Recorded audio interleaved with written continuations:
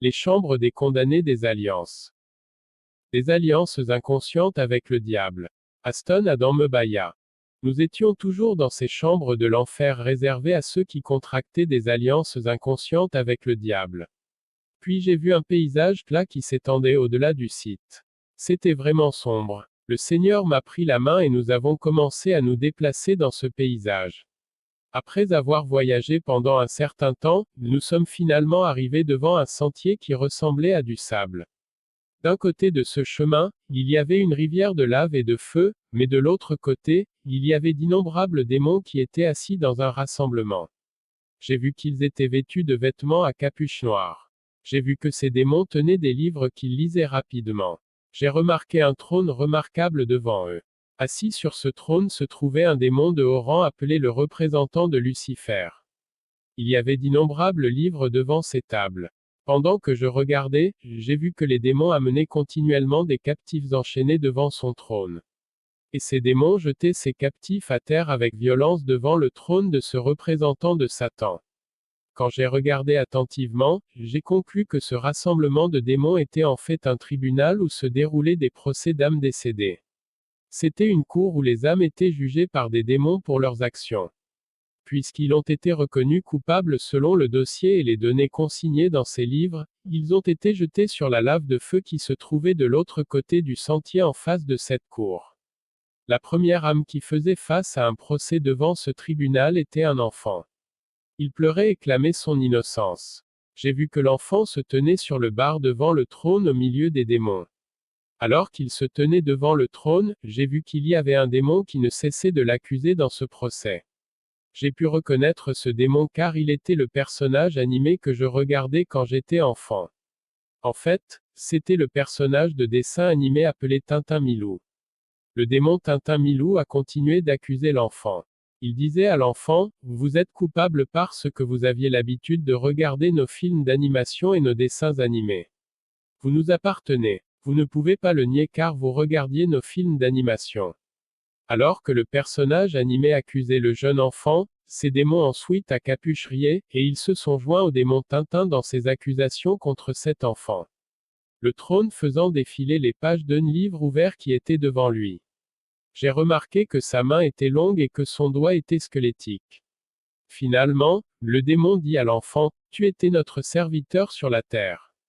Vous avez vraiment travaillé pour nous et vous méritiez une récompense car vous êtes un fidèle serviteur. » J'ai vu ce démon ordonner à son serviteur de donner à l'enfant sa récompense car il la méritait.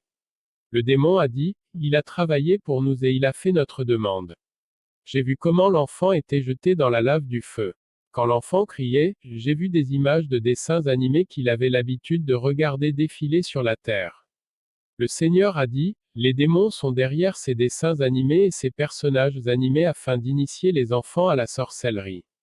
Lorsque cet enfant a été jeté dans la lave du feu, les procès se sont poursuivis dans ce tribunal de l'enfer car j'ai vu que de nombreux enfants étaient poursuivis. Sur Terre, ils ont passé leur courte vie à regarder des dessins animés comme Booba, Pokémon, Dora, etc. Quand j'ai regardé tous ces enfants qui étaient poursuivis, j'ai remarqué que tous ces enfants avaient le marque 333 sur le front. Le Seigneur a dit, ce sont des candidats de l'enfer. Tout ce qui vous vainc, vous en devenez esclaves et captifs. Le Seigneur a dit, le diable a inventé des dessins animés dans le but de gagner les âmes des enfants afin de les conduire à la perdition. Notez que les enfants accros aux dessins animés et à l'animation sont marqués sur leur front avec un code 333 et ils sont considérés comme des serviteurs du diable. Depuis qu'ils passent du temps à regarder des dessins animés sataniques, ils ont conclu une alliance avec le diable inconsciemment. L'ennemi a comploté pour faire tomber leurs âmes dans cette chambre de l'enfer réservée à ceux qui sont entrés dans une alliance inconsciente avec lui. Je veux dire, lorsque les enfants sont exposés à ces images de dessins animés démoniaques, ils sont marqués d'un sceau de sorcellerie, qui est 333. C'est le code du monde astral de la sorcellerie et de la sorcellerie.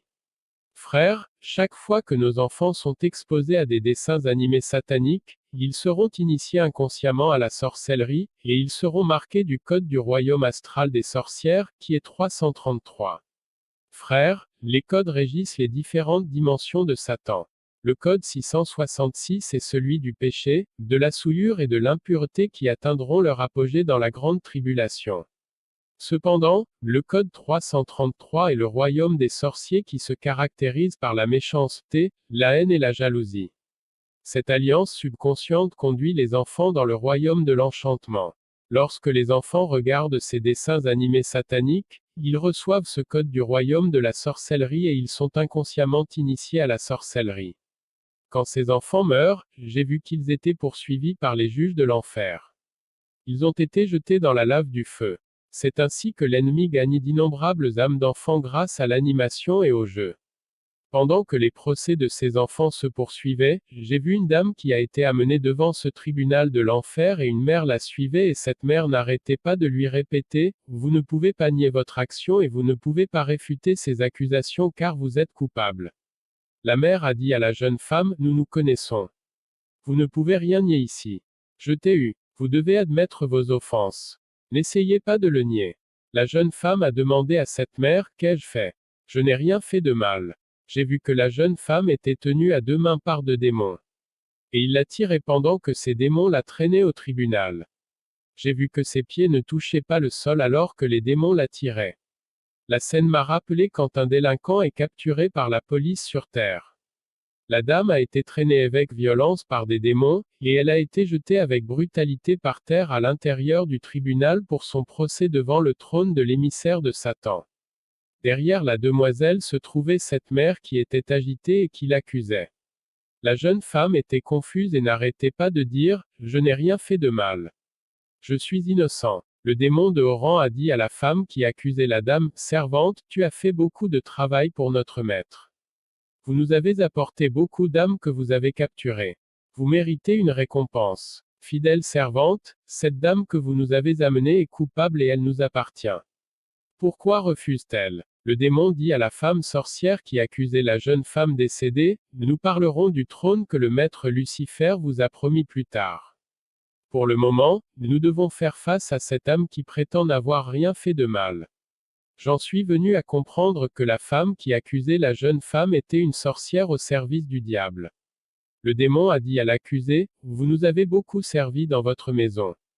Chaque matin avant d'aller travailler, vous avez acheté nos gâteaux que notre serviteur derrière vous cuisinait et vendait dans votre quartier.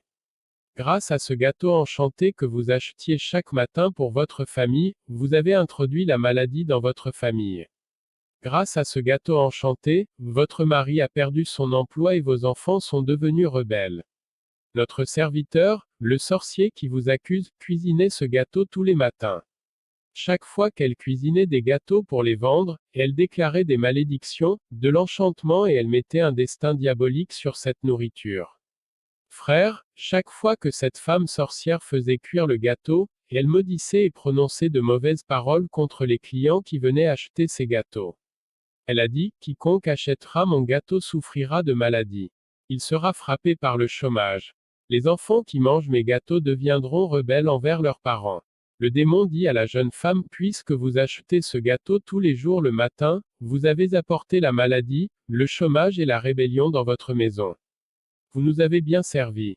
Vous êtes un bon serviteur et vous méritez la récompense. » La jeune femme s'est mise à pleurer et à évacuer son innocence. Quand j'ai regardé Jésus, j'ai vu qu'il pleurait et pleurait l'âme de la jeune femme.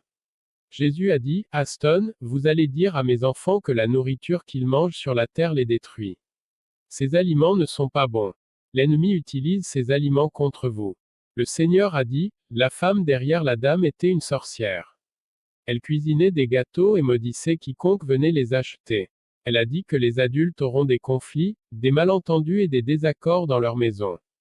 Les enfants seront rebelles, impitoyables et indisciplinés. Puisque cette dame achetait ses gâteaux tous les matins, sa maison était affectée. Ses enfants sont devenus rebelles. Et son mari a perdu son emploi et il n'y avait pas de paix à la maison. Cette nourriture constituait une alliance inconsciente entre l'ennemi et les gens qui venaient acheter. Frères, les enfants de Dieu ne sont pas conduits par l'Esprit de Dieu et ils ne prient pas lorsqu'ils mangent. La Bible dit, « Réjouissez-vous à tout moment. Priez sans cesse. Rendez grâce en toutes circonstances, car c'est la volonté de Dieu pour vous en Jésus-Christ. » Amen.